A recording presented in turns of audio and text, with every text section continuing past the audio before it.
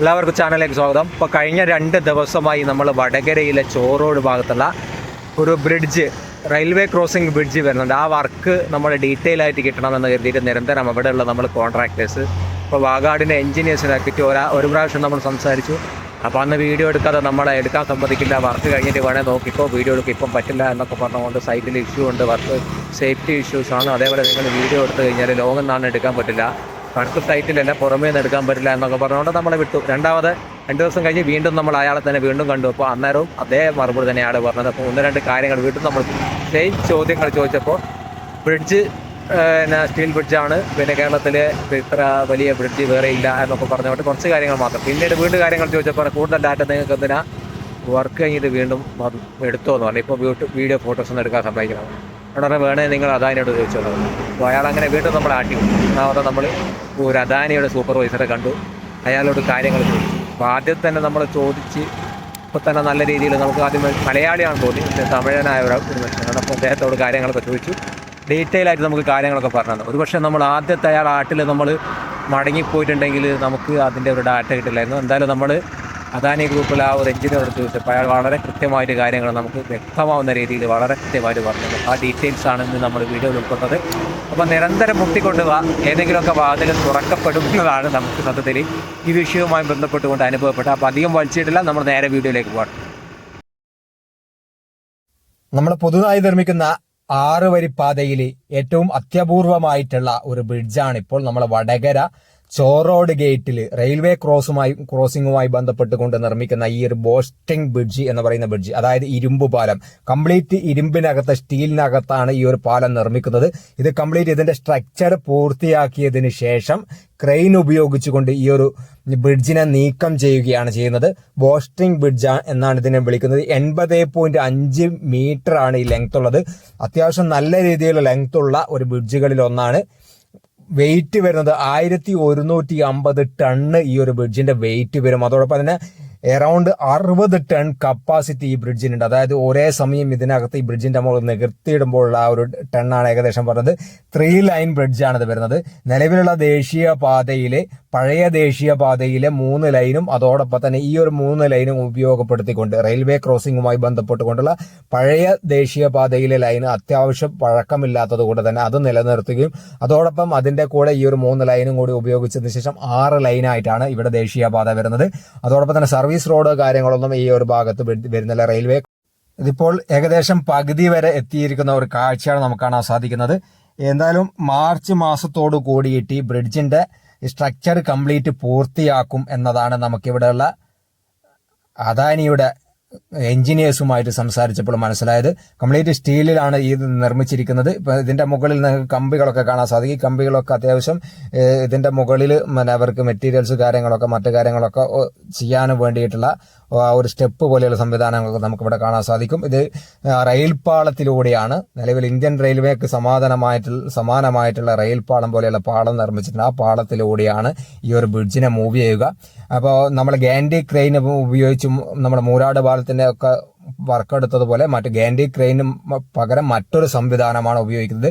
ഒരു ഈ steel rope ഉപയോഗിച്ചുകൊണ്ട് ഇതിൽ കെട്ടിവലിച്ചുകൊണ്ട് ജാക്കിയുടെ സഹായത്തോടു കൂടി ഇവിടെയുള്ള പില്ലറിന്റെ മുകളിലേക്ക് സ്ഥാപിക്കുന്ന 2 പില്ലറുകളായിട്ടാണ് വരുന്നത്. ആ 2 പില്ലറിന്റെ മുകളിലേക്ക് സ്ഥാപിക്കുന്ന രീതിയിലാണ് ഇവിടെ വർക്ക് വരുന്നത്. അതോടൊപ്പം തന്നെ 2 സ്റ്റെയറും, അതായത് ഈ ഒരു ഭാഗത്ത് സർവീസ് റോഡോ കാര്യങ്ങളോ അതേപോലെ ഫുട് ഓവർ ബ്രിഡ്ജോ മറ്റു കാര്യങ്ങളോ ഒന്നും വരുന്നില്ല. കാരണം റെയിൽവേയുടെ ഒരു പ്രദേശമായതുകൊണ്ട് തന്നെ അത്തരത്തിലുള്ള ഫുട് ഓവർ ബ്രിഡ്ജും മറ്റു കാര്യങ്ങൾക്കൊക്കെ ഇഷ്യൂസ് ഉണ്ട്. അതുകൊണ്ട് തന്നെ ഈ ഭാഗത്ത് 2 സ്റ്റെയറുകളാണ് വരുന്നത്. പിന്നെ അതേപോലെ നമുക്ക് ഈ ബ്രിഡ്ജിന്റെ മുകളിൽ നിങ്ങൾക്ക് ഇവിടെ ഒരു പാച്ച് വർക്ക് ചെയ്തതുപോലെയൊക്കെ കാണാൻ സാധിക്കും. അതോടൊപ്പം തന്നെ ചെറിയ പേസ്റ്റിംഗ് ഒക്കെ അവിടെ കാണാൻ സാധിക്കും. ഈ പേസ്റ്റിംഗ് വെൽഡ് ചെയ്തതിന് ശേഷം അവിടെ വൈറ്റും അതോടൊപ്പം തന്നെ ഈ ഓറഞ്ച് മെറൂൺ കളറിലെ 2 പേസ്റ്റിംഗ് ചെയ്യുകയാണ്. ഈ പേസ്റ്റിംഗ് ചെയ്യുന്നത് ടെസ്റ്റിംഗ് ആണ്. അതായത് വെൽഡിങ്ങിനകത്ത് വല്ല ഹോളുകളോ അല്ലെങ്കിൽ വേറെന്തെങ്കിലും മിസ്റ്റേക്കോ കാര്യങ്ങളൊക്കെ വന്നിട്ടുണ്ടോ എന്ന് തിരിച്ചറിയാൻ വേണ്ടിയിട്ടുള്ള ഒരു ടെസ്റ്റാണ്.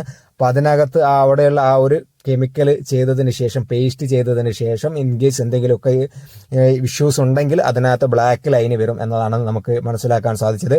ഇത്തരത്തിൽ ഇതൊക്കെ വെൽഡ് ചെയ്തതിന് ശേഷം ഇതിനടിയിലുള്ള കാര്യങ്ങൾ റിമൂവ് ചെയ്ത് പിന്നീട് സ്റ്റീൽ റോപ്പിന്റെയും അതോടൊപ്പം തന്നെ ക്രെയിനിന്റെയും സഹായത്തോടു കൂടിയാണ് ഇതിനെ വലിച്ചു കൊണ്ടുപോകുന്നത്. അതോടൊപ്പം തന്നെ ഈ വർക്ക് ഏപ്രിലേക്ക് കംപ്ലീറ്റ് ആക്കണമെന്നാണ് വാഗാട് അതിന്റെ പ്ലാന്.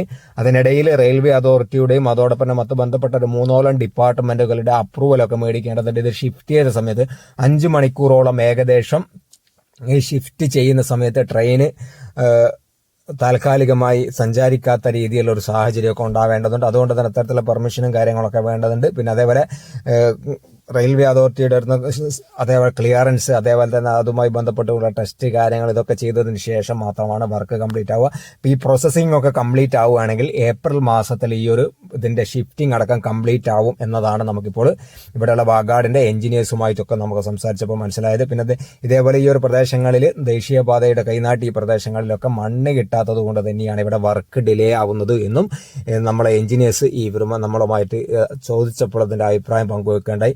കാരണം നിലവിൽ ഇപ്പം മണ്ണിന്റെ ലഭ്യത കുറവുണ്ടെങ്കിലും പലയിടത്തും മണ്ണെടുക്കാൻ വേണ്ടി ശ്രമിക്കുമ്പോൾ ആളുകൾ സമരം ചെയ്യുന്ന വിഷയങ്ങളൊക്കെ ഉണ്ട്. അതേപോലെ തന്നെ നമ്മുടെ മാഹി ഉൾപ്പെടെയുള്ള അതുപോലെ മുഴുപ്പിലങ്ങാട് ദേശീയപാതകളിലൊക്കെ ടോൾ പ്ലാസ ഉള്ളതുപോലെ തന്നെ ഇവിടെയും ടോൾ പ്ലാസ വരുമ്പോൾ 100-200 രൂപ അതിന്റെ മുകളിലൊക്കെ ടോൾ പ്ലാസയും വരാൻ കാരണമാവും എന്നൊക്കെ പറഞ്ഞിട്ടുണ്ട്. കാരണം ഈ ദേശീയപാത വന്നു കഴിഞ്ഞാൽ ജനങ്ങൾ ഏറ്റവും കൂടുതൽ പ്രയാസം അനുഭവിക്കുന്ന ഒരു കാരണം ടോൾ പ്ലാസ, അതായത് നമ്മൾ ഏകദേശം ഇന്ധന ചെലവിന്റെ സമാനമായ ഒരു ടോൾ പ്ലാസ തന്നെ കേരളത്തിൽ കൊടുക്കേണ്ടി വരുമെന്ന് നമ്മുടെ തമിഴ്നാട് സ്വദേശിയായ ഈ അദാനി ഗ്രൂപ്പിലെ എഞ്ചിനീയേഴ്സ് പറയുന്നത്. കാരണം മറ്റൊന്നുമല്ല, നിലവിലെ വെങ്ങളം ടു അഴിയൂർ റീച്ചിനകത്ത് 10 ബോക്സ് ടൈപ്പ് അണ്ടർ പാസേജും അതോടൊപ്പം തന്നെ 9 ഫ്ലൈ ഓവറുകളുമായിരുന്നു ഈ പ്രൊജക്റ്റിനകത്ത് ഉണ്ടായിരുന്നത്. എന്നാൽ ഇപ്പോൾ ആളുകൾ നിരന്തരം ഓരോ പ്രദേശങ്ങളിൽ അണ്ടർ പാസേജ് വേണം, വീട്ടിന്റെ അടുത്ത് അണ്ടർ പാസേജ് വേണം, സ്കൂളിന്റെ അടുത്ത് അണ്ടർ പാസേജ് വേണം എന്നൊക്കെ പറഞ്ഞ് ഇവിടെ നിരന്തരം സമരം ചെയ്തത് കാണാം.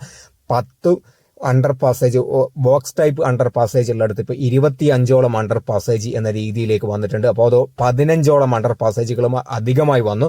അത്തരം അണ്ടർ പാസേജുകൾ വരുമ്പോൾ സ്വാഭാവികമായിട്ടും ഗവൺമെന്റിൽ നിന്ന് ഇപ്പൊ ഒരു വർക്കിന്റെ 1000 കോടി പ്രൊജക്റ്റിലെ ഒരു 10% ഇൻക്രീസിംഗ് ആണെങ്കിൽ അത് PDയുമായി നമ്മൾ ഈ വെങ്ങളം റീച്ചിലെ ആ ഒരു ഇൻചാർജിലെ PDയുമായി ഡിസ്കസ് ചെയ്ത് എടുക്കാൻ പറ്റും. അതേ സ്ഥാനത്ത് അതിൽ കൂടുതൽ വരുമ്പോൾ അത് നമ്മൾ ഈ തിരുവനന്തപുരത്ത് പോയിട്ട് ഇവർക്ക് പെർമിഷൻ എടുക്കണം. അതിന്റെയും മുകളിൽ പോകുമ്പോൾ കേന്ദ്ര ഗവൺമെന്റിന്റെ അടുത്ത് പോയിട്ട് പെർമിഷൻ എടുക്കണം. 20% കൂടുതലാകുമ്പോൾ അത്തരത്തിലൊക്കെ വരുമ്പോൾ അതിനനുസരിച്ച് പെർമിഷൻ എടുക്കണേ പ്രൊജക്ടിന്റെ കോസ്റ്റ് കൂടും. ആ കോസ്റ്റ് കൂടുന്നതിനനുസരിച്ച് ടോളും കൂടും എന്നതാണ് പറയുന്നത്. അതുകൊണ്ടാണ് ടോള് കൂടാനുള്ള പ്രധാന കാരണം. അതായത് നമ്മൾ അഴിയൂർ വെങ്ങളം റീച്ച് സത്യത്തിൽ 50 കിലോമീറ്ററിന് ചുവടെയാണ് വരുന്നത്. അപ്പൊ 50 കിലോമീറ്ററിനകത്ത് ഈ പറഞ്ഞ കണക്കനുസരിച്ച്, ഈ എഞ്ചിനീയർ പറഞ്ഞ കണക്കനുസരിച്ച് 24 ബോക്സ് ടൈപ്പ് അണ്ടർ പാസേജും 9 ഓവർ പാസേജുമായിട്ട് 9 ഫ്ലൈ ഓവറും വരുന്നുണ്ട്. അപ്പോൾ 24ഉം 9ഉം 34ഓളം അണ്ടർ പാസേജ് കാര്യങ്ങളൊക്കെ വരുന്നുണ്ട്. അപ്പോൾ 50 കിലോമീറ്ററിനകത്ത് ഓരോ 2 കിലോമീറ്ററിൽ അണ്ടർ പാസേജ് വരുന്ന രീതിയിലാണ് ഇപ്പോൾ വർക്കുകൾ. സത്യത്തിൽ ഗൾഫ് രാജ്യങ്ങളിൽ നിന്ന് ഇത്തരത്തിൽ അണ്ടർ പാസേജുകൾ, ഈ അണ്ടർ പാസേജിന്റെ എണ്ണം കൂടുന്നതിനനുസരിച്ച് ആളുകളുടെ കീശയിലെ കാശ് കാലിയാകും. അതായത് ടോൾ പ്ലാസയിൽ കൂടുതൽ പൈസ കൊടുക്കേണ്ടി വരും എന്നതാണ് യാഥാർത്ഥ്യം. ഈ തമിഴ്നാട് സ്വദേശിയായ എഞ്ചിനീയർ പറഞ്ഞത്, ഞങ്ങളുടെ നാട്ടിലൊക്കെ കൊടുക്കുന്നതിനേക്കാൾ ഭീമമായ തുക കേരളത്തിലെ ദേശീയപാതയിൽ അണ്ടർ പാസേജിന് ഒരുപക്ഷെ ഇത്തരത്തിൽ സമരം ചെയ്യാണ് കൊടുക്കേണ്ടി വരും. ഫോർ എക്സാമ്പിൾ നമ്മളിപ്പോൾ വെങ്ങളം റീച്ചിലെ തിക്കോടിയെ പറ്റി പറയുകയാണെങ്കിൽ തിക്കോടിയിൽ ഇതേ വിഷയമുണ്ട്. തിക്കോടിയിൽ ഒരു അണ്ടർ പാസേജ് കൊടുത്തപ്പോൾ തിക്കോടി അണ്ടർ പാസേജ് തിക്കോടി പഞ്ചായത്തിലും കൊടുക്കണമെന്ന് പറഞ്ഞുകൊണ്ട് ഇപ്പോൾ സമരം ചെയ്തുകൊണ്ടിരിക്കുകയാണ്. ഇനി 3 അണ്ടർ പാസേജ് ഇപ്പോഴും സാങ്ഷൻ ആകാൻ ബാക്കിയുണ്ട്. അത്തരത്തിൽ വർക്ക് ഡിലേ ആവാൻ കാരണം വന്നിട്ട് പിന്നെ അതേപോലെ മണ്ണൊക്കെ എടുക്കുന്ന സമയത്തൊക്കെ ആളുകൾ സമരം ചെയ്യുന്ന വിഷയങ്ങളൊക്കെ ഉണ്ട്. ഇപ്പോൾ ഇദ്ദേഹത്തെ പോലുള്ള ആളുകൾ പറയാം, നിങ്ങൾ വീട് നിർമ്മിക്കുന്ന സമയത്ത് നിങ്ങളുടെ വീട്ടിലെ മണ്ണ് തന്നെയാണോ നിങ്ങൾ എടുക്കുന്നത്, പലയിടത്തും നിങ്ങൾ ഇതേ രീതിയിൽ കൊണ്ടുവരുന്നില്ലേ. അപ്പൊ അതേപോലെയുള്ള പിന്നെ സ്വാഭാവികമായിട്ട് വർക്ക് നടക്കുന്ന സമയത്ത് അത്തരം സാങ്കേതിക പ്രശ്നങ്ങളും പ്രയാസങ്ങളൊക്കെ ഉണ്ടാവും. പിന്നെ ആളുകൾ പൊടിവാറുന്നു, അതേപോലെ രാത്രിയിൽ വർക്ക് എടുക്കുന്നു, ക്രെയിനിന്റെ ശബ്ദം, ഇതൊക്കെ പറഞ്ഞുകൊണ്ട് ആളുകൾ ഡ്രൈനേജ് വീടിന്റെ മുറ്റത്തൂടെ കടന്നു പോകുന്നു എന്നൊക്കെ പറഞ്ഞുകൊണ്ട് സമരം ചെയ്യുന്നുണ്ട്. ഇതൊക്കെയാണ് വർക്ക് ഡിലേ ആകാനുള്ള പ്രധാന. നമ്മൾ എഞ്ചിനീയേഴ്സ് കുറച്ച് കാര്യങ്ങൾ നമ്മളൊരു പങ്കുവെച്ചപ്പോൾ ജസ്റ്റ് നമ്മൾ നിങ്ങളെ അറിവിലേക്ക് നൽകി എന്നത് മാത്രമേ ഉള്ളൂ. അതിനകത്ത് എന്തെങ്കിലുമൊക്കെ അഭിപ്രായ വ്യത്യാസം ഉണ്ടെങ്കിൽ നിങ്ങൾക്ക് കമന്റായിട്ട് രേഖപ്പെടുത്താവുന്നതാണ്. അപ്പം നമ്മളെ വീഡിയോ എന്തായാലും ഇവിടെ വൈൻഡപ്പ് ചെയ്യണം. Thanks for watching our channel.